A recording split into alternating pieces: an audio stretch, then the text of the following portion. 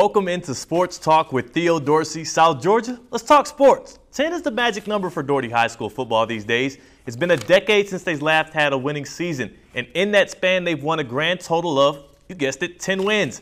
But there's reason for optimism. That's because on the last day of February of 2018, the Trojans announced their 10th coach in the history of the program, Damien Gary. The East Side is on fire. Gary is best known for his playing days as an electrifying returner for the University of Georgia from '99 to '03. He spent over a decade in coaching since then, and after a great summer practice with the team that he just wrapped up, he graciously joins us in the WALB studios to talk Dougherty football and what will be his first head coaching job. Welcome to the show. Glad to be here. Appreciate you having me. Of course, of course. And you're now the leader of the Trojans, and you're stepping into an arena where you're going to be loved and embraced, being a UGA guy in Dogs Nation.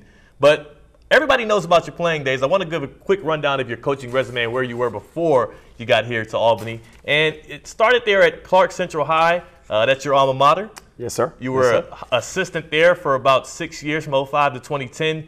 And then you went over to Mars Hill as a wide receiver coach. From there, UNC Charlotte assistant for about 4 seasons. And then in 2018, your first head coaching gig here in Albany, Georgia. And since you've gotten here, what's been the welcome so far in the Good Life City? You know, the community has really embraced me, which has been good. The school, the players have really been, on my side and given me, just unbelievable support. I'm excited to be here, to be the new head football coach at Dougherty High School. Looking forward to doing great things and just can't wait to get started.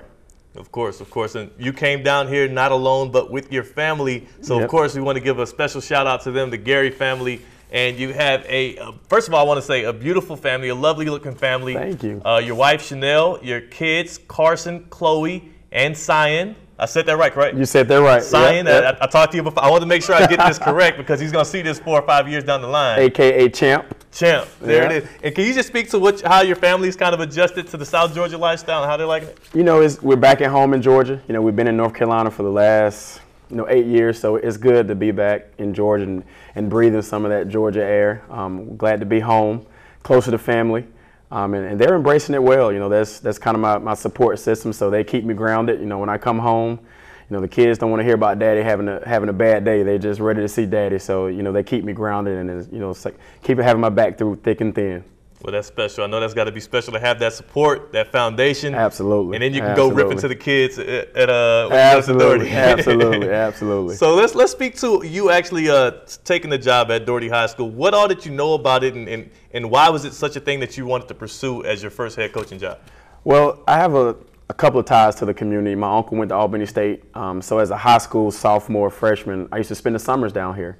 So I was familiar with the area, know a couple of people in town, so it was kind of an intriguing opportunity leaving the college scene and getting back down to the high school level and becoming a head coach. So that really caught my eye, and it was something that I wanted to eventually do, whether it was high school or college. And when the opportunity presented itself, I wanted to jump at it, and thankfully everything worked out, and here I am. Now, I've spoken to a lot of coaches that come down here. We have a lot of new coaches, by the way. Yep. And what's been the most special story maybe that you have so far of maybe meeting someone in the community that recognizes you and maybe wishes you well on your journey? What have you kind of heard from some of the community people since you got here? I'll tell you what, the biggest thing that I have in my corner is this is a big dog town. So run into a lot of former, UGA players, UGA support people, boosters. They really welcomed me in and kind of pointed me in the right direction.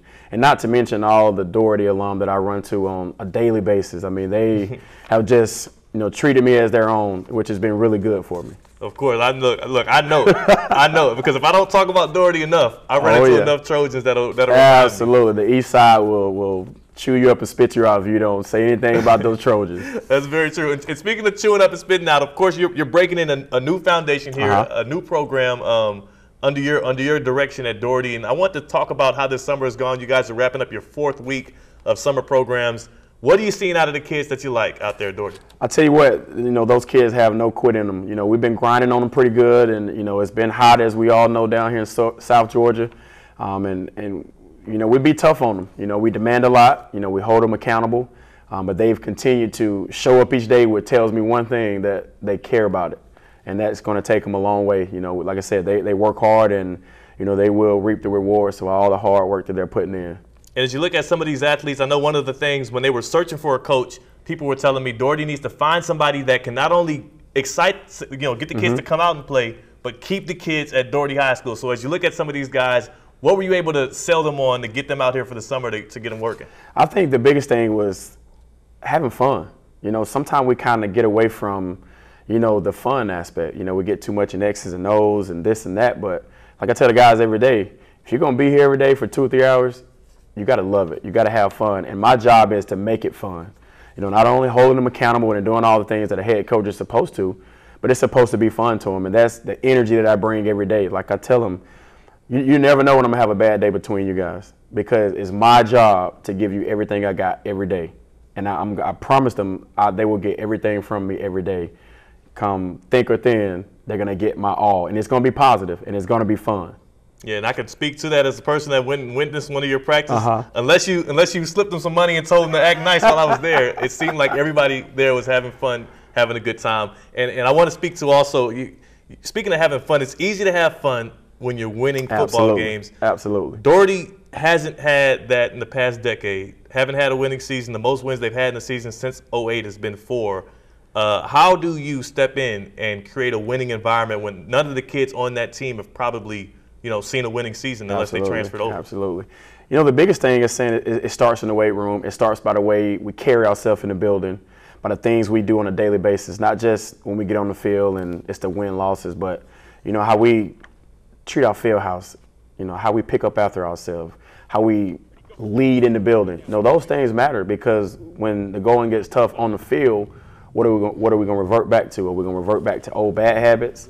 Or are we going to revert back to, those new habits where, okay, we've been here before. Let's just keep fighting and see what happens. And those are things that I'm trying to instill in them on a daily basis, that, hey, it's not going to always go your way. But that doesn't mean for me to just turn and walk away. Find a way to get through it. And that's what they've been doing.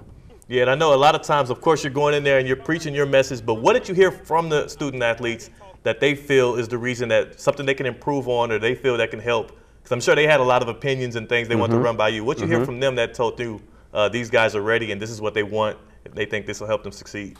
I think the biggest thing is just, having somebody that they know care about them. And that's the biggest thing, not in just football, but in life. When kids know you care about them, they'll run through a wall for you. And, the kids know that, not only myself, but my coaching staff, they know that we care about them, whether we're picking them up and taking them home or, whatever it is, going to talk to a teacher for them, those kids know that they care. Just a prime example, one of the kids didn't show up for practice. I went and knocked on his door, and he was surprised to see me. But just those little things to let him know that, hey, I know where you stay at. I'll come by and check on you, not only if you miss, but just whenever. Yeah. And so the kids just got to know that you care about them. Of course, I'm glad you alluded to that, because I think that kid will be in this next clip. Yeah. We came out to your practice, and you alluded to a couple of these things that the kid said. I want to know what the Dougherty Trojans thought of Coach Gary as they've spent 4 weeks or more with him, and here's what some of them had to say. He was going to motivate us, got our summer doing good, stay on us about schoolwork and stuff. He made sure he started to let the skies at the limit for us, He make our game grade A, and he's just a great coach all around. Coach Gary's a good person, He take me home anytime I need a ride. He's a good motivational coach. Very motivating coach. Like, whenever we feel down, the heat get to us, he always tell us to keep going, don't stop. You got it. Try to build us up. He's a great coach. It's good to have someone like him coaching us with very good experience. In and out, know the game very well, played at UGA. Very good coach. Keep us going, and every time we down, we slacking. He pick us up, he pick us back up. He's a good coach. Coach Gary, he's a very good coach. He's the best thing to come through Albany.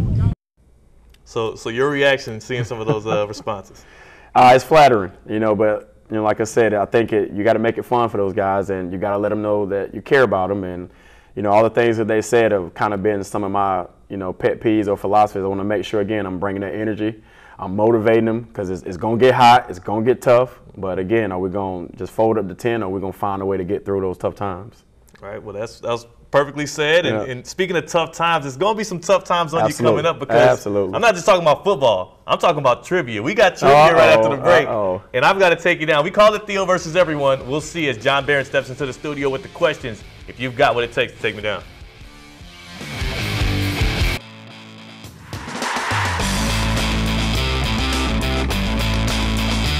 Welcome back to Sports Talk. I'm John Barron. He's Theo Dorsey and Coach Gary, Dougherty High football head coach. Coach, thank you so much for being here. Absolutely, and my Coach, pleasure. It is your chance to try to take down Theo in this week's trivia game. You ready? So we call it Theo versus everyone, and really, that's really what it is. If you've ever watched a trivia game, we have 9 questions for you. 3 of them will be multiple choice, and the last 6, you will provide the answer for me. Now, if you do not get the answer correct on the first 3, that is it. That question is dead. But the last 6, if you don't get it right, and then he gets a chance to steal, person with the most balls at the end wins. Gotcha. You got it? So remember, now, you want to ring the bell first because Theo is pretty quick about not reading the question, just kind of guessing when he knows what it could possibly be. Gotcha. I'm ready. Are you guys ready? All right, question number 1. What football team is known as the Herd, Oklahoma or Marshall? Marshall. That is correct. Yeah, see, look, you're not quick Thundering enough. Herd. I thought you were fast I knew attorney. that too. I knew that. We played them every year at UNC Charlotte. Yeah. I knew that. Yeah, you got to be quiet. I'm telling you, he's just going to keep going. Question number 2. Who holds the record for the most sacks in the NFL, Bruce Smith or Reggie White? I'm going to go to him. Reggie White. Bruce Smith. Bruce. 200. Now, that. Reggie White is only at 198, so only 2 behind him. All right. Last multiple choice question. You ready? Question number 3. Which team played in St. Louis, Cleveland, and Los Angeles? The Chargers or the Rams? Rams. That is correct. Look at that. Did you ring the bell? Just let you know. Ding, ding. I got that one. All right, that was it for our multiple choice questions. So now this will be question number 4, and this will be the first question that you will have to provide the answer to me. Got it? Gotcha. All right, question number 4. Barry Sanders played for what college? Oklahoma State. That is correct. Let's get it. Let's get it. Oklahoma State. Yeah. I don't know why I said it again. Like Yeah, I this don't know question. That was the answer. All right, question number 5. Emmitt Smith holds the record for the rushing yards in the NFL. Who is second? Ooh, that's a good one. That's a really good question you have God.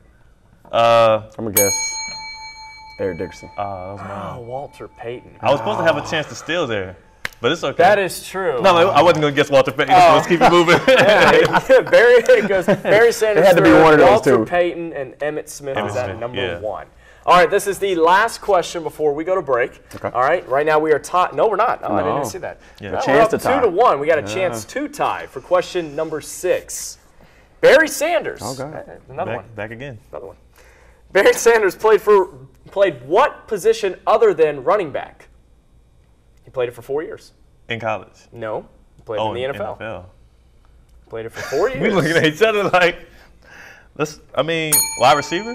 No, he was a fullback. Oh, I was going to say kickoff returner. No, he was I was a about to say. fullback. He was a fullback for 4 years.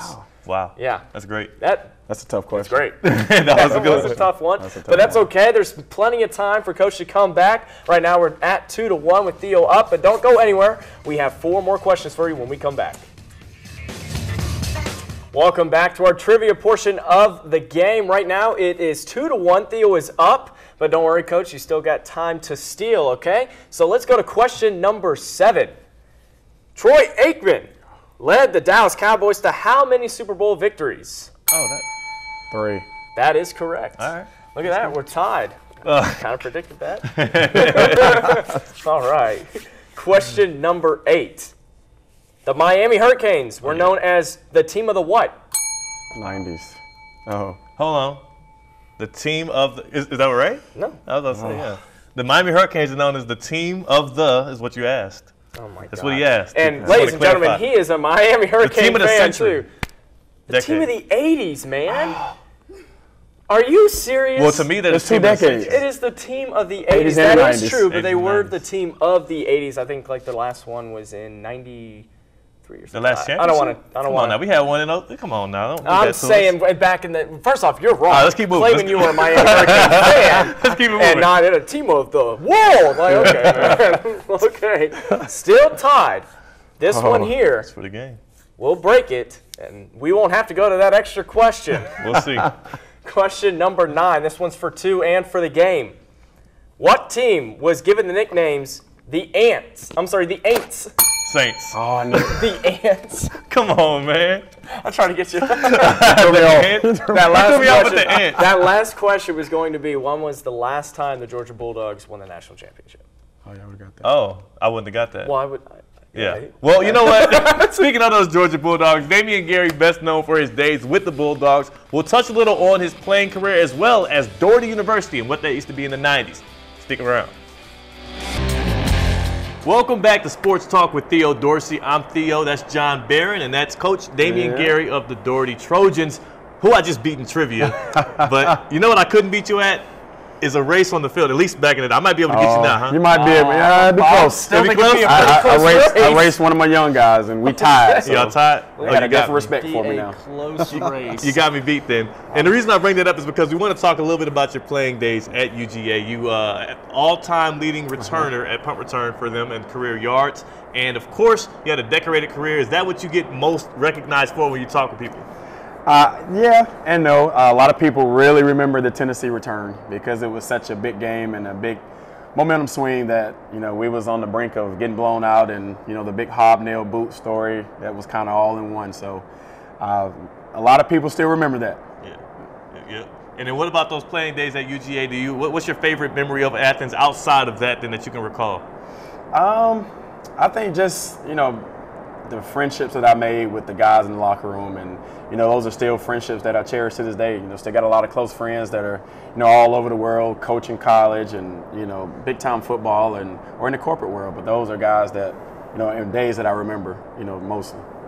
Yeah, Coach, you definitely have a lot of energy. I was telling Theo when we were out there and you were just teaching the kids, you're really showing them. You know, you have to be an active coach. You know, a lot of kids, you know, including myself back when I was playing, you know, I learned off of visual and having to go through it. So, I mean, obviously, you obviously have a couple kids that learn that way as well. Absolutely, and I did give the wide receivers a heads up because our wide receiver coach was taking one of our kickers to the Arbor camp today, to their kicking academy. So I got to work with the receivers, which, you know, as a head coach, you don't really get to work with position group as much. So I was like, hey, just heads up. So I was kind of back in my element. So I had a lot of fun, you know, going through those old drills with the guys and kind of giving them different pointers and showing them, you know, different steps and whatnot. Yeah, and you definitely have an impact on these kids. Like, you know, I heard a couple of them saying, you know, whenever, you know, we need a ride, you know, he gives us one, and he's always there whenever we need somebody to talk to. So obviously, on a compassionate level, you know, football aside, you're there for those kids, and you've only been here since the end of February. You know, that's a huge impact on Absolutely, those kids. And, you know, somebody had to do it for me when I was coming up. It was always those coaches and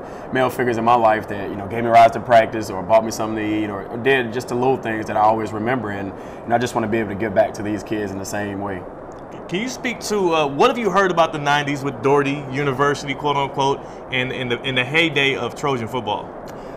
One thing I can't remember is they never lost to anybody in the city for about 10 years. That's one thing that I hear every day. And those are some of the days that I want to get back to because, you know, the East Side has plenty of talent. I think we just got to coach them up and get them going in the right direction, and we'll have a shot to do some of those same things. Is there any, now, of course, you've probably met some of the players from those days, and I'm sure they've been very vocal about what they want to see there. Has there been anything anybody has told you that maybe made Dougherty what it was back in the 90s that you can bring back today? The sand dunes. I hear that all the time, and we're going to take a trip here shortly to the sand dunes and, you know, kind of reacclimate those guys to that. And, you know, some of those guys go on their own to the sand dunes, but I understand from Coach Reynolds' day, the sand dune was a big part of their workout regimen, and we look forward to implementing that into the things that we have going on. Yeah, and speaking of Josh Reynolds, you want to speak on what you guys have coming up this summer with him, with his name? We do. We have the John Reynolds Golf Classic coming up, and we look forward to having all the Dougherty alumni. July the 19th, it'll be a River Point golf course, and we look forward to having everybody come out and join us. Gotcha. And I called him Josh. Look, I'm about to get killed by the East Side. I'm getting killed by the East Side. Please forgive him. Please forgive him. Thank you. You heard the guy. Well, I mean, it's going to be great. We're going to watch you guys through the summer as you continue to get that team together and work with them. What's the one last thing you want to preach into them as you finish out the summer? Just continue to work hard, and like I said, your hard work will pay off. There it is. Coming straight from the head man at Dougherty High School now, Damien Gary, the former UGA football player and now the leader of the Trojans. Thank you so much for joining us. Thank you for being a great guest. Thank you guys. Absolutely. My pleasure. Thank you guys. You have a good night and see you next time on Sports Talk.